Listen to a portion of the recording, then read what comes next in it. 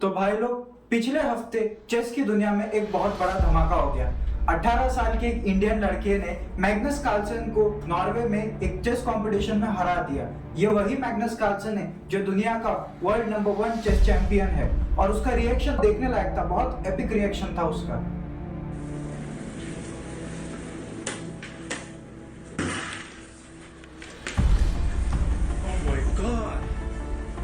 Hello hi नमस्ते जय हिंद दोस्तों, मेरा नाम है कृष्णा और आप लोग मुझे देख रहे हैं आईसीए अपडेट्स इस यूट्यूब चैनल पर। मैग्नस कार्लसन को तो तुम लोग जानते ही होंगे। ये 5 बार का वर्ल्ड चैंपियन है और चेस की दुनिया का इसे गोट कहा जाता है।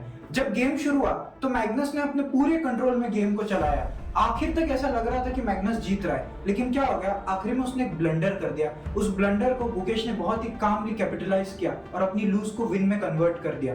मैग्नस का इस पे रिएक्शन क्या था, ऐसे सीधा जोर से टेबल पे हाथ मारा और जिस तरीके से वो चला गया, वॉकआउट किया उसने, यार सच में वो बाबू वाली फीलिंग आ रही थी उसको देख के। दूसरी तरफ गुकेश बहुत ही हम्बल और रिस्पेक्टफुल खड़ा रहा। उसने सभी इंडियन पब्लिक को थैंक यू कहा और ये कहा कि अब बस मुझे घर जाके अपने लोगों का प्यार और सपोर्ट देखना है। ये होती है एक असली चैंपियन की पहचान। मगर यार इस जीत का जो इंटरनेट पर रिएक्शन है वो बहुत शॉकिंग है। इन भूतियों को तो सालों को गाली देने का मन करता है। नॉर्वे चेस के यूट्यूब शॉर्ट्स के चैनल पर इतना ज्यादा रेसिज्म फैला रहे हैं ये लोग, इतना ज्यादा हेट्रेड फैला रहे हैं कि यार मतलब इनकी ट्रोलिंग को तो देख के ऐसा लग रहा है कि इतना इनको गाली दो, बस बात ही मत करो। मतलब अभी इस हेट और ट्रोलिंग का सबसे बड़ा रीजन है इंडिया की सक्सेस। देखो, चेस ये एक गेम ऐसा है जो पहले यूरोप और रशियंस द्वारा डोमिनेट किया गया था, लेकिन अब क्या हो गया कि अब आ गया मैग्नस कार्लसन के बाद अब आ रहे हैं गुकेश, अर्जुन, निहाल, प्रैग। ये सभी इंडियन यंगस्टर्स अब धीरे धीरे डोमिनेट करना शुरू कर दिए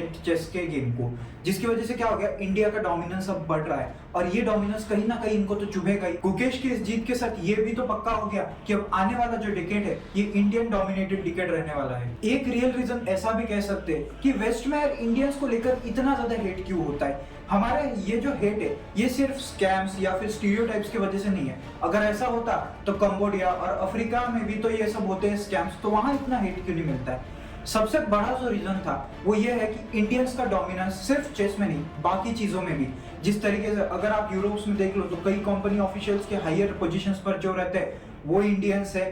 क्रिकेट में आप देख लो, एजुकेशन में आप देख लो, डॉक्टर्स में आप देख लो, हर जगह इंडियंस का डोमिनेंस बढ़ रहा है। इतना ही नहीं, अमेरिका में भी अभी जिस तरीके की अर्निंग्स इंडियन सोसाइटी लोग कमा रहे हैं, जिस तरीके के ग्रुप्स और organisations Indian society, Indian oriented, India से ओरिजिन हुए हुए बढ़ रहे हैं, ये सब एक बताता है प्योर डोमिनेंस इंडिया का। और ये डोमिनेंस कहीं ना कहीं इन लोगों को खटक रहा है। जाहिर सी बात है, जब आपका सक्सेस बढ़ने लगता है तो कहीं ना कहीं तो ज्वेलसी आएगी, कहीं ना कहीं से तो धुआं निकलेगा ही।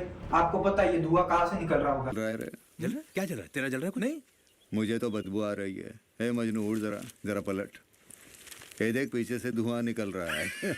ये जो करंट सिचुएशन है ये ज्यूस की हिस्ट्री से बहुत ज्यादा मेल खाती है। देखो, ज्यूस भी एक बहुत सक्सेसफुल कम्युनिटी थी, लेकिन इनके खिलाफ ये जो हेट और ये जो ज्वेलसी है ये सेंचुरीज से चलती आ रही है। पिछले कुछ डिकेड्स में अमेरिका और यूरोप में बहुत ज्यादा एंटीसेमिटिज्म इफेक्ट्स बढ़े हैं और अब वही सेम ज्वेलसी इंडियंस को लेकर भी दिख रही है। अब सवाल यह है कि इसका सोल्यूशन हम लोगों को क्या नहीं करना चाहिए। इंडियंस का अब सिर्फ अच्छे इमिग्रेंट्स बनकर रहना ये काम नहीं चलेगा। अब हम लोगों को एक स्ट्रॉन्ग एडवोकेसी बिल्ड करनी पड़ेगी, जिस तरीके से ज्यूस और मुस्लिम्स ने किया है। पॉलिटिकल लॉबिंग करनी पड़ेगी, अपने फाइनेंशियल स्ट्रेंथ को इंप्रूव करना पड़ेगा, सही तरीके से कंपनीज में इन्वेस्ट करना पड़ेगा। जस्ट लाइक इंडियन ओरिजिन के कंपनीज को फंड करो, फाइनेंशियली अपनी ताकत इतनी स्ट्रॉन्ग करो, पॉलिटिकल एडवाइस अपनी इतनी स्ट्रॉन्ग रखो कि जिस दिन अपने हाथ में पावर रहेगा, ऐसे जो ज्वेलर्स और हेट है ये होने के बावजूद भी किसी के गुर्दे में दम नहीं होना चाहिए कि हम लोगों के खिलाफ एक शब्द भी कह पाए। रिस्पेक्ट तभी मिलेगी जब हाथ में पावर रहेगी। तो भाई लोग, अब आप लोग ही मुझे कमेंट करके बताना, इसके साथ साथ हम लोगों को ऐसा क्या करना चाहिए ताकि इंडियन कम्युनिटी एक बहुत ही स्ट्रॉन्ग कम्युनिटी बन के निकलनी चाहिए। और क्या फाइनेंशियल और पॉलिटिकल स्ट्रेंथ एक सोल्यूशन है इस चीज का?